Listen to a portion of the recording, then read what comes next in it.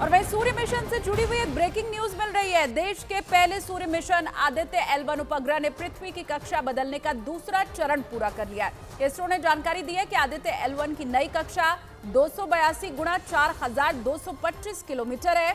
इसरो के मुताबिक तीसरी कक्षा बदलने का अगला अभ्यास 10 सितंबर करीब 2:30 पर किया जाएगा।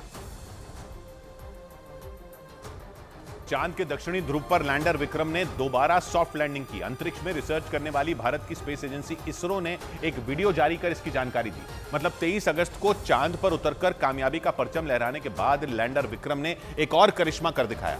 इसरो के मुताबिक एक रोज पहले लैंडर को चांद की सतह से करीब 40 सेंटीमीटर ऊपर उठाया गया और फिर उसे सुरक्षित लैंड करा दिया गया, जिसे हॉप एक्सपेरिमेंट का नाम दिया गया। इसरो ने लैंडर विक्रम के चांद पर दूसरी बार सॉफ्ट लैंडिंग का वीडियो भी शेयर किया, जिसमें लैंडर विक्रम चांद की सतह से उड़ता और कुछ दूरी पर लैंड करता दिखाई दिया। इस दौरान वहां धूल उड़ती नजर आई। मतलब लैंडर ने एक हेलीकॉप्टर की तरह उड़ान भरी और उसने चांद पर उड़ते हुए एक बार फिर सॉफ्ट लैंडिंग की। इसरो के मुताबिक लैंडर को दूसरी बार चांद पर उतारना एक प्रयोग था, जिसे सफलतापूर्वक पूरा कर लिया गया। इसके लिए इसरो के बेंगलुरु सेंटर से कमांड दी गई, जिसके बाद लैंडर करीब 40 सेंटीमीटर ऊपर उठा और फिर 30 से 40 सेंटीमीटर की दूरी पर जाकर उतर गया। अहम बात यह कि इस एक्सपेरिमेंट के आधार पर अब आगे के अभियानों में चांद से धरती पर अंतरिक्ष यान को वापस लाया जा सकेगा।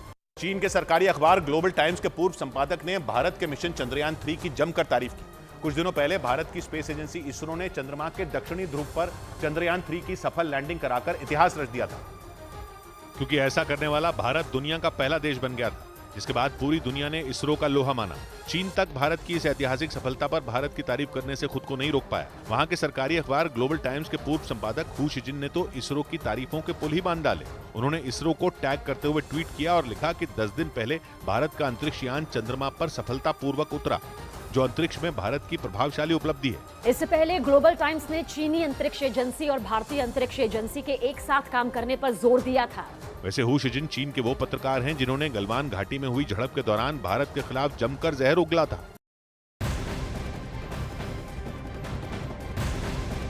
केंद्रीय मंत्री अमित शाह आज मध्य प्रदेश के दौरे पर रहेंगे। अमित शाह मंडला और श्योपुर में जन आशीर्वाद यात्रा को रवाना करेंगे।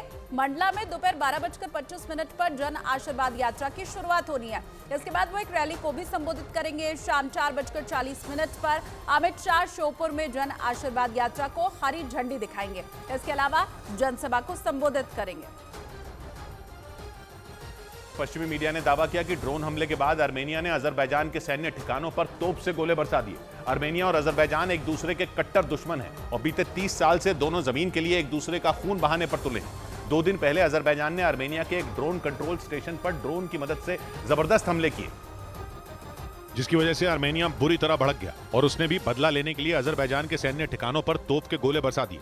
पश्चिमी मीडिया के मुताबिक 3 दिन पहले अजरबैजान ने आरोप लगाया कि आर्मेनिया उसकी सीमा में ड्रोन हमले करने की तैयारी कर रहा है, जिसके जवाब में उसने आर्मेनिया के ड्रोन कंट्रोल स्टेशन पर तुर्की से खरीदे गए TB2 ड्रोन के जरिए हमला कर दिया। आर्मेनिया ने दावा किया कि इस हमले में उसके 3 सैनिक मारे गए। इस लड़ाई के बाद दोनों देश एक बार फिर से जंग के बेहद करीब पहुंच गए।